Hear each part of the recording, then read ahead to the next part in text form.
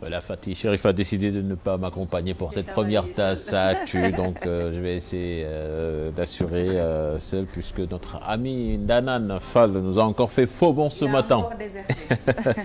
Voilà, nous démarrons avec cette information. Le président de la République qui va prendre sa dose de vaccin contre la Covid-19, ce sera ce jeudi dans l'après-midi.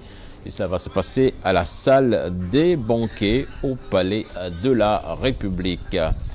Première dose donc de vaccination contre la Covid à Dakar. Dakar, donc on peut compter 119 000 plutôt personnes qui seront vaccinées dans la capitale pour cette première phase. Le gouverneur de Dakar appelle à une mobilisation générale afin que la campagne de vaccination soit un succès.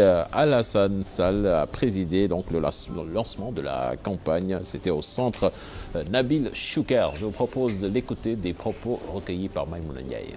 784 520 devront être vaccinés. Nous démarrons donc par cette première phase qui va concerner 118 151 personnes. Progressivement, 666 369 autres Dakarois seront vaccinés. Je voudrais donc, au moment où nous lançons la campagne de vaccination, appeler toutes les populations, toutes franges confondues, pour se mobiliser afin que la campagne soit couronnée de succès. Nous démarrerons par le personnel de santé de première ligne, évidemment. Ensuite, suivront les autres catégories. Et quand on parle d'autres catégories, on ne peut ne pas penser aux personnes âgées, celles-là vivant avec comorbidité, mais également les populations qui sont concernées par la vaccination sans pour autant évidemment entrer dans la catégorie des personnes âgées de plus de 60 ans. Pour combattre ce vaccinoscepticisme, les autorités n'hésitent pas à se vacciner en premier. Est suffisant pour rassurer les populations. En tout cas, nos reporters ont suivi un septuagénaire qui s'est finalement vacciné, non sans crainte de sa part. Maïmouna Ndiaye, Pape Sangone Mbaye. Cette dame sans gêne raconte sa phobie pour les infections. Elle n'a pas fermé l'œil toute la nuit dernière pour le simple fait qu'elle pense à la vaccination. Le malheur est qu'elle souffre de diabète et d'hypertension. Je n'ai pas fermé l'œil parce que avec le stress, j'ai peur. J'écoute les télés étrangères, j'entends que des vaccins. Il y a des gens qui meurent après le vaccin et tout ça. Pas trop de choix pour Awa Cissé qui fait partie des cibles prioritaires. Il paraît qu'il y a un pays, je ne sais plus où quelqu'un, après la vaccination, est tombé. Donc, je me suis dit que moi, je suis malade, je ne vais pas prendre le vaccin comme ça, je vais attendre. Ah, c'était pour voir dans 10 jours, 15 jours. Finalement, mon médecin m'a demandé de me faire vacciner. Dans l'organisation du dispositif de vaccination, la conseillère municipale affirme qu'il faut repenser les choses. Regardez-moi ça. On risque même de prendre la maladie ici. Aujourd'hui, on avait dit qu'ils prenaient les médecins et les personnes de troisième âge qui sont malades. On vient, il y a même des jeunes qui sont passés. C'est ça qui me fait mal. Et moi, je suis là depuis ce matin. Prochain rendez-vous prévu le 17 mars pour une deuxième dose dans ce même district. Ouf de soulagement en attendant le prochain tour. À Saint-Louis également, la campagne de vaccination a démarré. Sur place, la mobilisation est générale. Autorités religieuses, forces de défense et de sécurité, autorités locales ont montré le bon exemple pour inciter les populations à se faire vacciner. Ousseynou Diop, Habib Seck.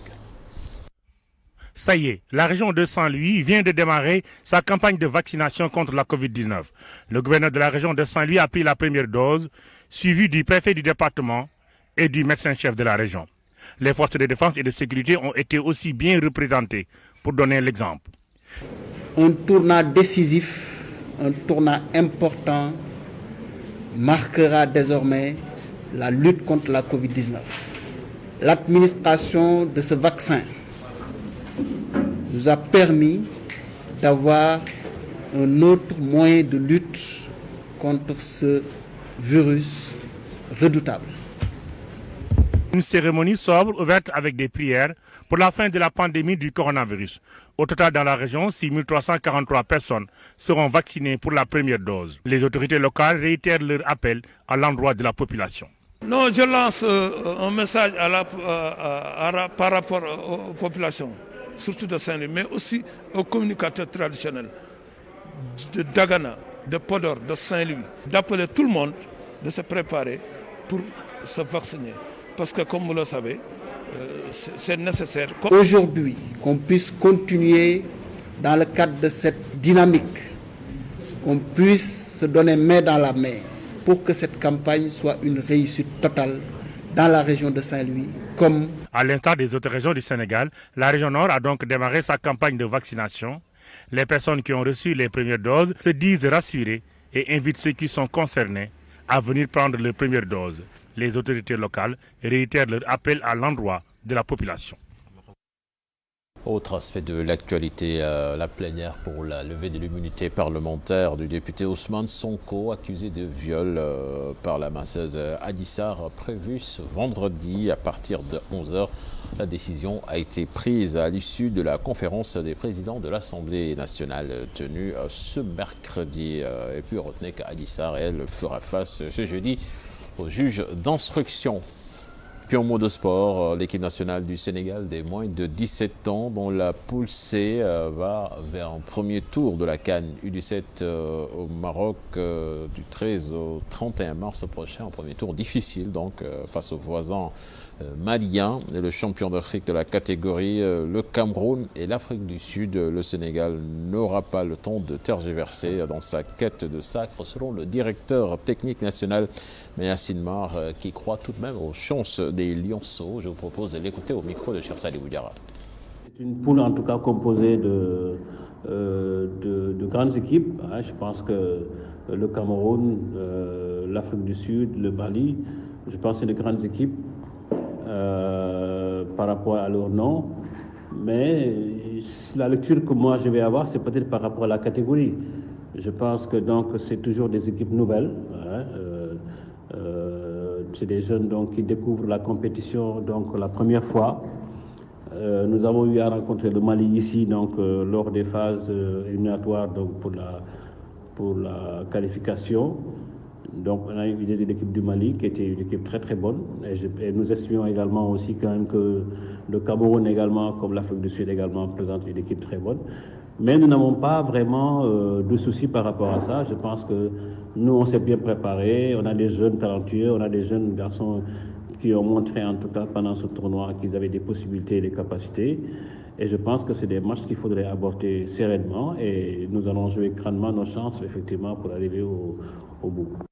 Une note de météo avant la page internationale, alerte poussière, une couche dense donc de poussière qui pourrait progressivement intéresser l'ensemble du territoire national à partir de ce jeudi 25 février à 9h jusqu'au samedi à 9h. Donc les visibilités seront par conséquent réduites sur le pays, notamment dans les zones est et nord-est du territoire national.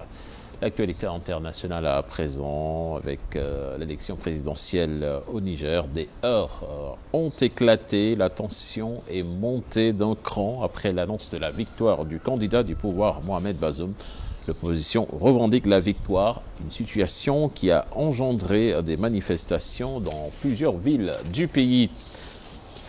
En Guinée, Alpha Condé veut se montrer implacable contre ceux qui s'accaparent du patrimoine de la Guinée. C'était lors d'une cérémonie de lancement du Guinea Investment Forum. Il s'en est pris notamment à certains Guinéens.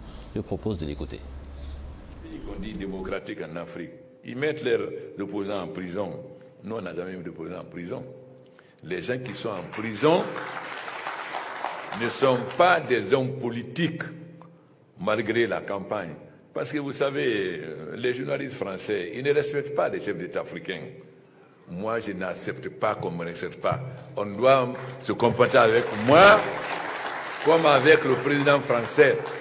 Ce que tu ne peux pas faire avec le président français, tu ne le feras pas avec moi. C'est pourquoi RFI et France 24 racontent ce qu'ils veulent. Mais le mensonge peut aller vite, mais la vérité rattrape toujours. Alors, nous allons faire en sorte que la Guinée soit au destin que l'histoire nous avait promis. Chirac m'avait dit, de toutes les anciennes colonies françaises, c'est la Guinée qui avait le meilleur avenir. Au fond, il disait que s'il devait choisir le président, c'est le président de la Guinée. Ce n'est pas une malédiction, c'est une mauvaise gestion. Voilà, le Ghana qui reçoit la première livraison mondiale de vaccins gratuits dans le cadre de l'initiative COVAX. Ces doses gratuites sont censées donc lisser les inégalités entre pays riches et à faible revenu face à l'approvisionnement du vaccin. Abdoulaye Diop.